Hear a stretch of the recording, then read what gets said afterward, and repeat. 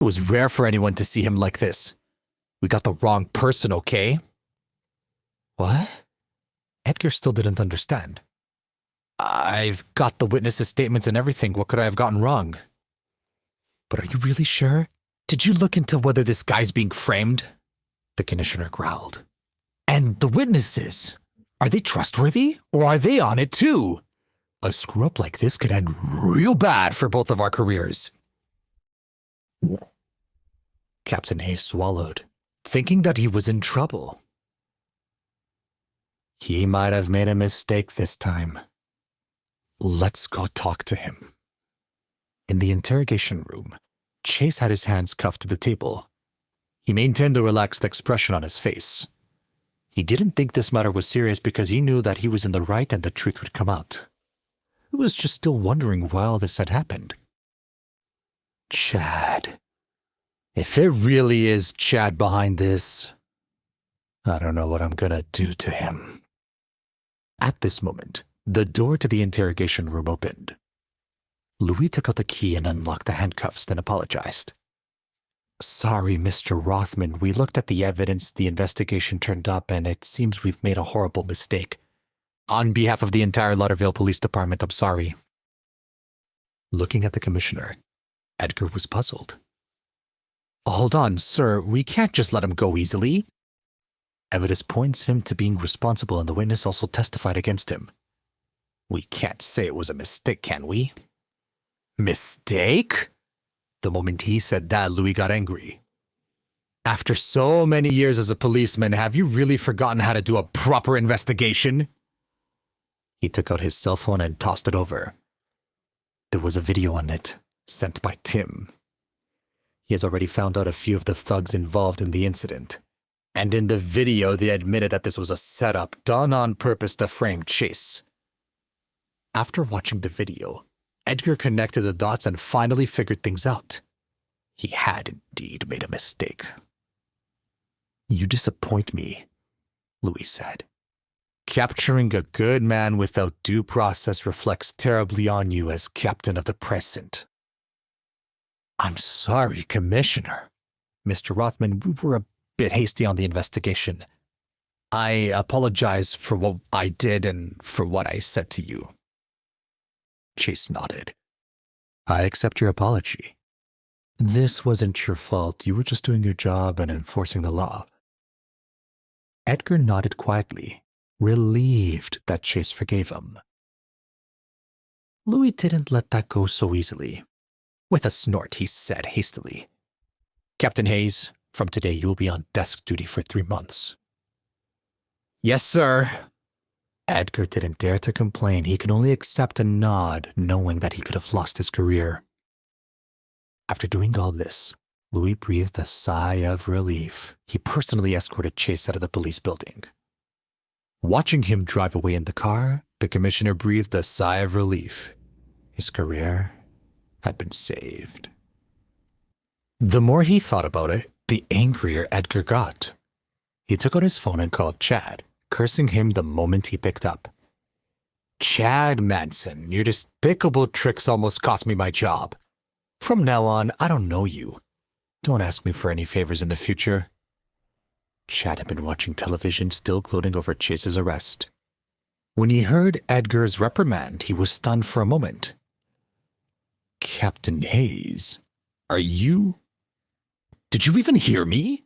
He continued to scold. Do you think all of us are idiots? We let that man go. Commissioner Nix himself came to send him away. And I've been put on desk duty for 3 months. I don't ever want to see you again. What? Chad couldn't believe his ears. Commissioner Nix freed Chase? His influence was that great? Chad said nervously. Captain Hayes, what do you mean? You were at the scene and saw Chase with your own eyes. Without waiting for him to finish speaking, Edgar interrupted him. Enough, stop wasting my time. Tomorrow I will send that BMW back to you, or we're gonna scrap it.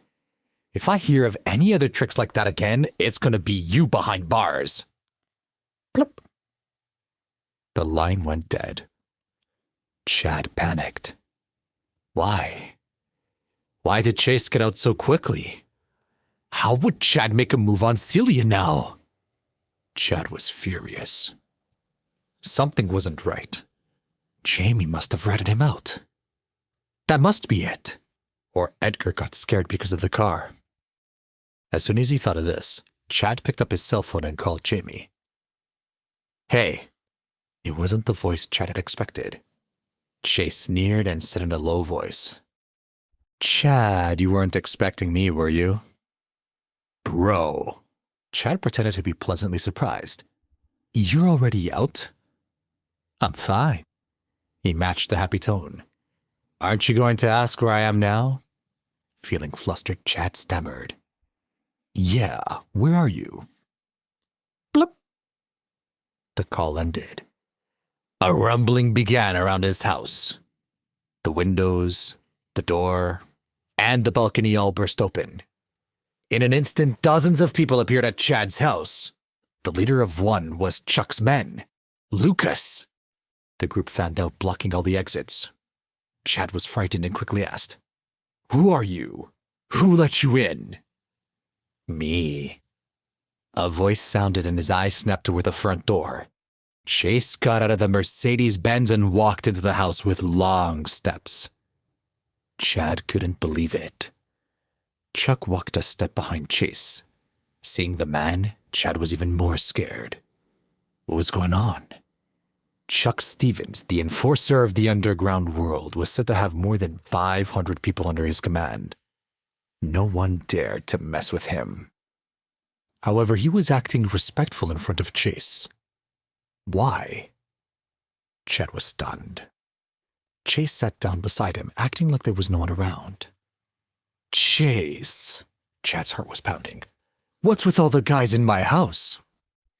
Lucas brought in Jamie, whose mouth had been duct-taped shut. Jamie was over 6.5 feet tall, but he still looked like a wuss compared to Lucas. The big man dropped the prisoner on the floor and ripped the tape from his mouth. The moment he opened his mouth, he crawled to Chase. Mr. Rothman, I was wrong. I'm sorry. I shouldn't have tried to set you up like that. Chase lit up a cigarette and looked at Jamie coldly. Who are you working for? Jamie reacted and pointed out at Chad, who was shouting. He arranged this. He gave me $10,000 and told me to frame you for assault. It was his idea. Hearing this, Chad's eyes became round and he snapped.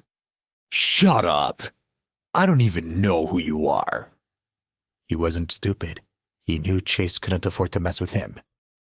It's you! Jamie shouted crazily. Don't you dare deny it. I have proof. I have records on my phone calls. Calls and transfers to my account. Manson, you don't even think about burning this bridge. Hearing this, Chad's face turned green. They had him dead to rights.